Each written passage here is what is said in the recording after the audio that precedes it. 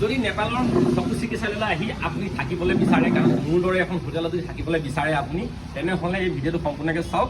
এই যিখন হোটেলৰ ওপৰত উঠি আছোঁ, এইখন হোটেলতে আমি যোৱাকালি ৰাতি থাকিলোঁ, আৰু ইয়াতে বেছি ভাবিছিলোঁ মই বহুত বেছি হ'ব ৰুমৰ ভাড়া, কিন্তু একেবাৰে কম। কাৰণ ইয়াতে আমি 300 টকা ৰুম ভাড়াত 4জন আছোঁ, আৰু মানে কি 450, 300, 500 তেনেকুৱাকৈ পাব আপুনি। মই ভাবিছিলোঁ যে 1500, 1200 এনেকৈ হ'ব, কিন্তু একেবাৰে বহুত কম, মানে কি অসমৰ তুলনাত চাবলৈ গ'লে বহুত কম। আৰু আহিলে আপুনি তেওঁলোকে আপোনাৰ কাউণ্টাৰ আছে, কথা পাতিব পাৰিব। ইয়াত কিন্তু অসমৰ মানুহে সেই হোটেলখন চলাই আছে, আৰু ইয়াত যদি কোনোবা আপোনাৰ হিন্দী নাজানে তেতিয়াও মানে কি প্ৰব্লেম নহয়, আপোনাৰ তাত অসমীয়াত কথা পাতিবলৈ পাৰিব। ত' মই হোটেলখনত অকণমান আপোনালোকক চিনাকি কৰি দিম, লৈ যাম, কিন্তু আপোনালোকে মোৰ ভিডিঅ'টো সম্পূৰ্ণকৈ চাই দিম। আমিনো কেনেকুৱা ৰুমত থাকিলোঁ যোৱা ৰাতি, ত' আপোনালোকক অকণমান তাৰে দেখাম বুলি ভাবিছোঁ। ত' আহক ৰুমৰ, ত' কেনেকুৱা এটা ৰুম।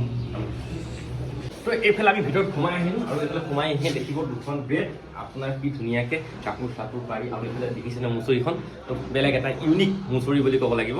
এই দুখন বেডত আপুনি 300 টকা পোৱা মানে একেবাৰে সুলভ মূল্যত পোৱা নহয়নে বাৰু?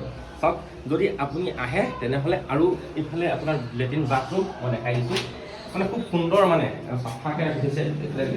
লেট্ৰিন বাথৰুম গা ধুব পৰা, মানে লেট্ৰিন কৰিব পৰা, একেবাৰে মানে সব ফালৰ পৰা সুবিধা। আৰু 300 টকাত ৰুম পোৱা মানে আপুনি এবাৰ ভাবি চাওকচোন, অসমত পাব নেকি বাৰু আপুনি?